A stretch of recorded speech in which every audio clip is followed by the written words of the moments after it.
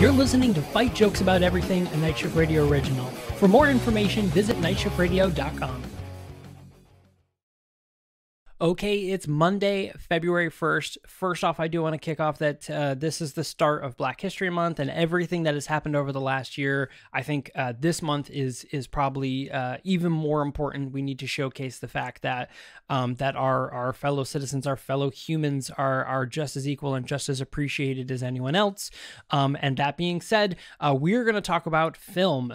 So if you are interested in Black film at all, in Black cinema, there's a lot of great resources. Tubi TV is a really great free resource. Quelli TV is also a really great one. It's KWELI.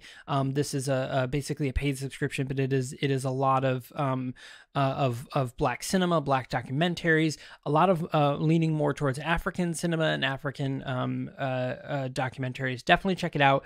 Really cool service. But other than that, most major streaming services now have a Black cinema section, and you should definitely check it out. There's some really good ones there. So today, though, we're going to talk about the Sundance Film Festival. So the Sundance Film Festival, Sundance in general, is actually a film institute and an organization that's all about the perseverance and the promotion of film. It's been around for years and years and years, but the Sundance Film Festival kicked off January 28th, and it carries on until February 3rd. That would be this Wednesday.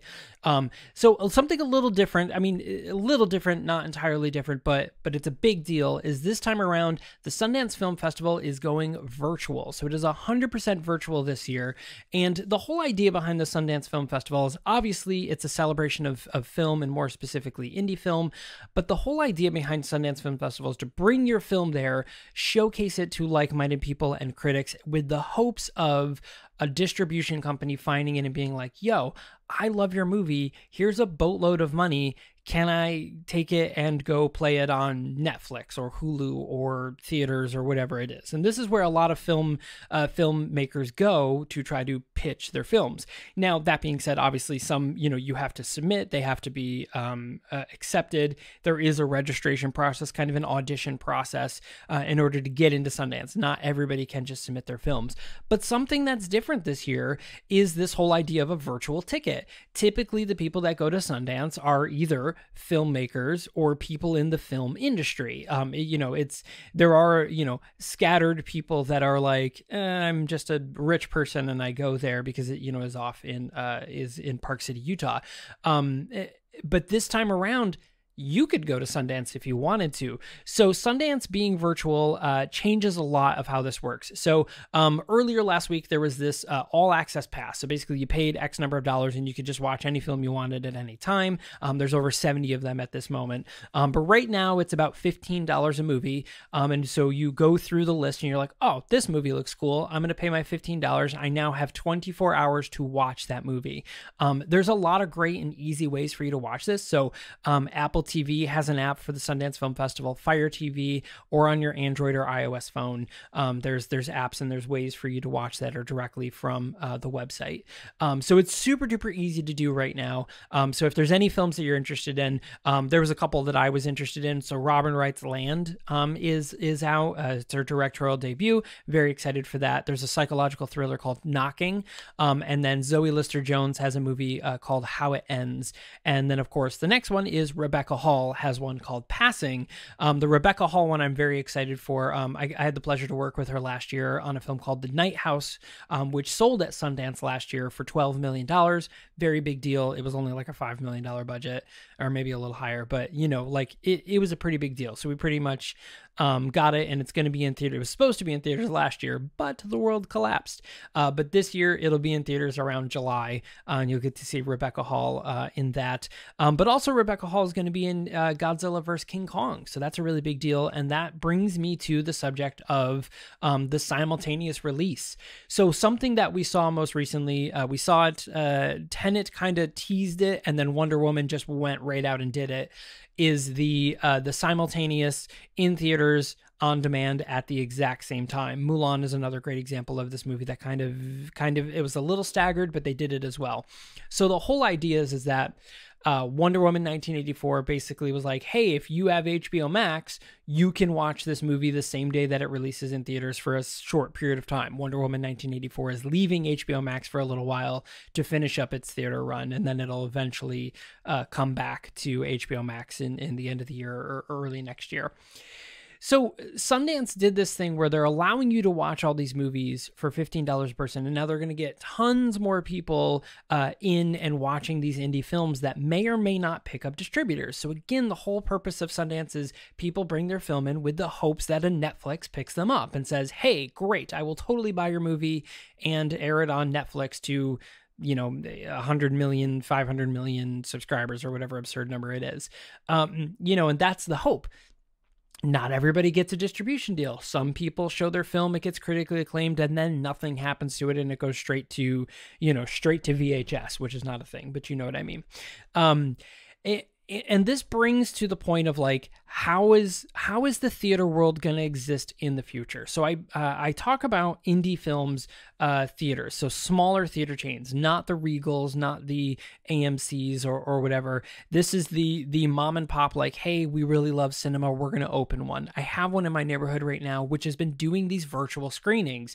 You pay $25 or whatever, and you get to watch one of these movies that are part of this indie run. And obviously they're not, the Marvel movies. Like, I'm not going to rent $25 and be able to watch Wonder Woman. It's, I'm going to, spend $25 and watch, the latest Saoirse Ronan film. Like, that's what it's going to be. It's one of those type of things. And it's very smart that they can do that, but not every small theater is able to do this. And a lot of them are failing if they haven't shut down already because of COVID in the last year. And remember, COVID, it's February 1st.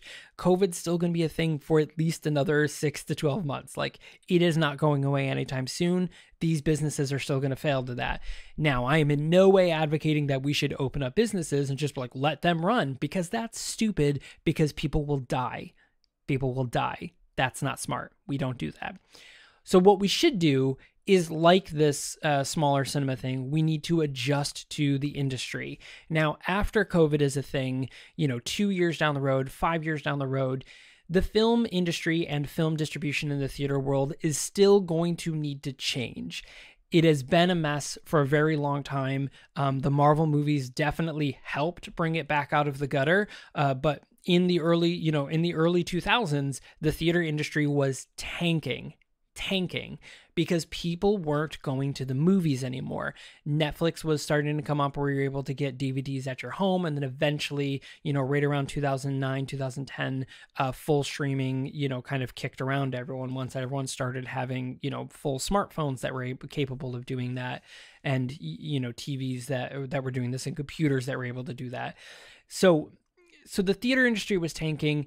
Prices were rising. I mean, movies were $4 or $5, and now they're 15 plus, just to get in there. And so there needs to be a shift. So we're having this thing where we have these same day releases where it's if you subscribe to HBO Max, you can watch Wonder Woman 1984. Well, if you don't subscribe to HBO Max, you can also go and go to the theater and watch it. So 5 years from now, we're erasing COVID at this point. 5 years from now, I think that these same day things are going to be a benefit, because I think the ability to offshoot the price of the film with the price of what they know they're going to get from all these streaming platforms is probably the best way for it, because you're going to end up seeing a whole bunch of people staying home instead of going to the theater, but they're going to subsidize that theater run so that the film itself can be cheaper, because they don't have to run it on as many theaters. We don't have to jack up our prices, and we don't have to take up slots for other films that people are going to see. So I think you're going to see this surgence of the blockbuster film kind of coming down a little bit, and all that mid-level to low-level indie films are going to rise back up, and you're going to see more of them in theaters and less of our blockbuster, because they know they're going to capture a larger audience, a guaranteed larger audience, by just selling it to that distribution. Could I be wrong? Totally. I have no clue. I've only been in the industry for a few years, decades. So here's the thing. And is it a benefit? Sure. Is it going to save indie films? Maybe. Is it going to save the indie film theater business? Probably not.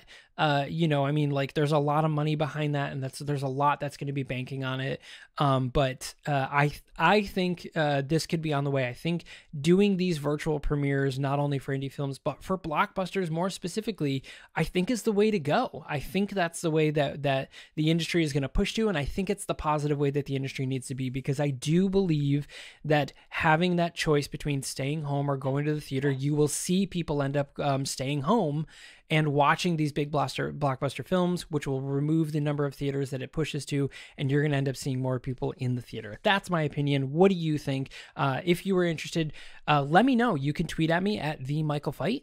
Of course, I'm on Instagram at MichaelFight. And of course, for more information, you can visit nightshiftradio.com. If you're at all interested in supporting this podcast and the 7 others on the Night Shift Radio network, you can go to patreon.com/nightshiftradio. I would greatly appreciate it. You get bonus episodes, early access, and also sneak previews of our 2 upcoming shows, non-podcast like shows you can watch that are coming up in this year. So you'll get a lot of cool early access to that. So definitely let me know. Tweet at me. And of course, thank you very much for subscribing, everyone. And I will see you on Wednesday.